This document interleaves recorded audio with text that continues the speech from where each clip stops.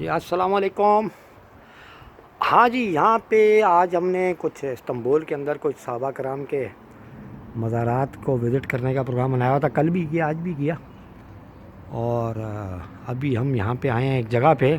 میرے لیے یہ بڑا سرپرائزنگ تھا اور شاکنگ تھا کہ حضرت ابو ذر غفاری رضی اللہ تعالیٰ عنہ کا مزار اقدس یہاں موجود ہے۔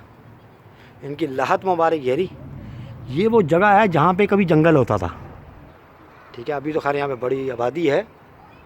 یہ میرے ایک دوست ہیں، یہ ان کو پتہ ہے کس کے لیے میں بنا رہا ہوں۔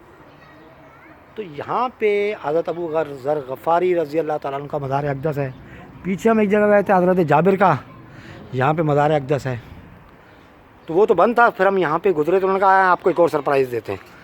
یہ وہ قبر لحد مبارک ہے حضرت ابو ذر غفاری رضی اللہ تعالیٰ عنہ، جن کو سیدنا حضور علیہ الصلوۃ والسلام نے اپنا محبوب، ہمیشہ اپنے محبوب کے نام سے پکارا، اپنے حبیب کے نام سے، حبیب۔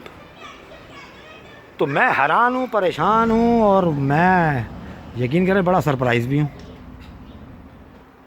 اللہ تبارک و تعالیٰ ان کے سارے جہاں اچھے کرے، ان کے درجات بلند فرمائے۔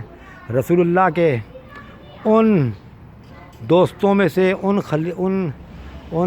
ساتھیوں میں سے تھے جنہوں نے مشکل وقت میں بھی سیدنا حضور صلی اللہ علیہ وسلم کا ساتھ دیا۔ خاص طور پہ شعب ابی طالب کے زمانے میں سنا ہے کہ یہ غفاری قبیلے سے تھے، انہوں نے اس ٹائم پہ ان کے ساتھ شامل ہوئے تھے، اس میں دوستی ہوئی تھی، اور اس کے بعد آپ صلی اللہ علیہ وسلم نے ان کو حبیب صلی اللہ علیہ وسلم ڈکلیئر کیا اپنا۔ اور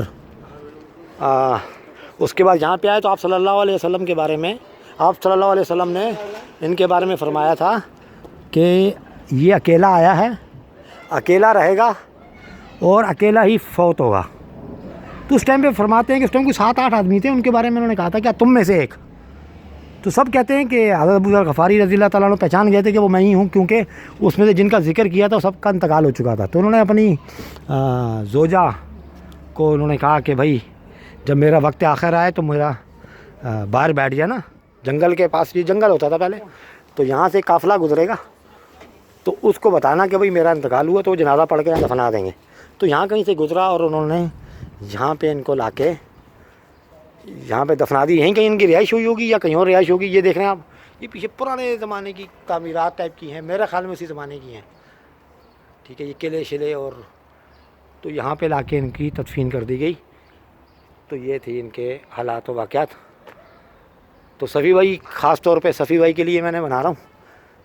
تو صفی بھائی یہ تھی وہ جگہ جس کے بارے میں آپ صلی اللہ علیہ وسلم نے پیشن گوئی بھی کی، اور اس کے بعد وہ پیشن گوئی پوری بھی ہوئی، اور یقیناً ہم لوگوں نے جب ڈسکس کیا تھا اس کو تو وہ وقت بھی آپ کو یاد ہوگا۔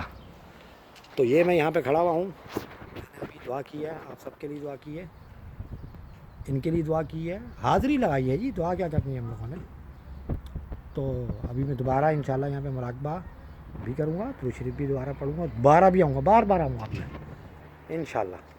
تو میں بھی آپ کے لیے دعا گو رہوں گا، آپ بھی میری دعا کیجیے گا۔ السلام علیکم ورحمۃ اللہ وبرکاتہ۔